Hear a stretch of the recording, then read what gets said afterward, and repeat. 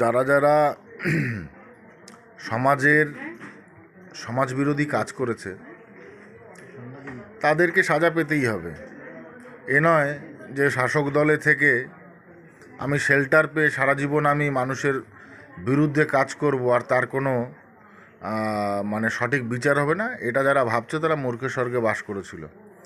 আজকে বাংলার মানুষ সম্পূর্ণভাবে মানে নির্ভরশীল হয়ে পড়েছে কেন্দ্রীয় সরকারের কাছে। এই কারণে রাজ্য সরকারের বিউরোক্রেটস থেকে শুরু করে পুলিশ প্রশাসন থেকে শুরু করে সবাই একটা দলীয় ঠিক আছে শেল্টারে, এই সরকারের শেল্টারে জনবিরোধী কাজ সবসময় করছে, যে কারণে সাধারণ মানুষের দিকে লক্ষ্য করে সাধারণ মানুষ যাতে প্রতারিত না হয়, সেই প্রতারিত না হওয়ার কারণেই ইডি আমাদের যে সেন্ট্রাল এজেন্সি, সেই এজেন্সি সিদ্ধান্ত যেটা নিয়েছে আমি তাকে সাধুবাদ জানাই।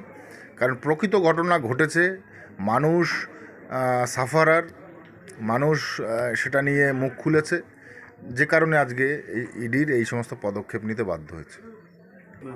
এটাই হচ্ছে যেটা হচ্ছে গিয়ে সবচাইতে বড় কথা হচ্ছে একটা ডেমোক্রেসির যে সিস্টেম, সেই সিস্টেমকে উল্লঙ্ঘন করা। আমাদের ডেমোক্রেসির সিস্টেমকে উল্লঙ্ঘন করে আজকে প্রশাসনের শেল্টার নিয়ে যারা এই সমস্ত সমাজবিরোধী কাজ করেছে বা করছে, যেমন দক্ষিণ চব্বিশ পরগনায় ওখানেও ঘটেছে, তো এদেরকে বিশেষভাবে আগামীতে অ্যালার্ট বা সতর্ক বা এরা যাতে মানে বিরোধী কাজ না করতে পারে তার জন্য সেন্ট্রাল গভর্নমেন্টের অবশ্যই থাকবে। কারণ সামনেই ভোট আছে, ভোট একটা বড় আমাদের মনে হয় যে নির্বাচন একটা বড় প্রক্রিয়া, যে প্রক্রিয়াতে এই সুরক্ষা বা মানুষ যাতে সুবিধে পায় তার ব্যবস্থা করা আমাদের দায়িত্ব।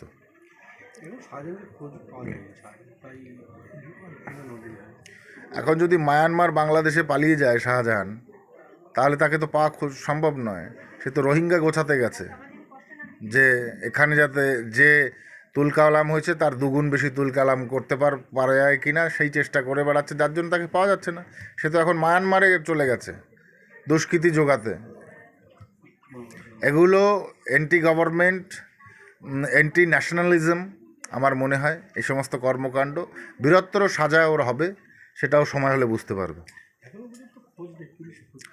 পুলিশ খোঁজ পাবে কি করে? পুলিশ তো খুঁজলে খোঁজ পাবে, পুলিশ তো খুঁজছেই না ওকে।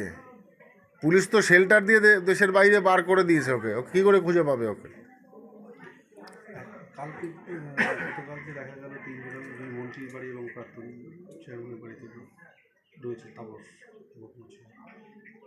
বলুন না, ইডির কাজ করেছে। যারা দোষী নয় তাদেরকে জোর করে তো দোষী করবে না। যেমন কালকে যে দুজনের বাড়িতে সার্চ করা হয়েছে, তাদেরকে মনে হয়েছে ইডির যে এদের আরও বেশি পর্যবেক্ষণে রাখা দরকার, তাই ইডি সরাসরি এদের নেন। এরকম নয় যে এরা বলতে পারবে না, শাসক দল বলছে যে বেছে বেছে লোক তুলছে, কালকে তো ইডি তোলেনি। তো অবভিয়াসলি এটা যে একটা সঠিক প্রণালীতে বা সঠিক পদ্ধতিতে ইনভেস্টিগেশন হচ্ছে এটা একদম পরিষ্কার। কালকে সুজিত বাবুকে তোলা হয়নি, তাপস বাবুকে তোলা হয়নি, তার মানেই তো ইনভেস্টিগেশন সঠিক চলছে। যাদের নামে ব্লেম বা ক্লেম আছে, দাবি আছে, সেটা ইনভেস্টিগেশন করে দেখতেই পারে ইডি ন্যাচারালি। কিন্তু সে যদি দোষী না হয়, তাকে জোর করে যে তুলে নিয়ে যাওয়া হয় না, এটা কালকের প্রমাণ।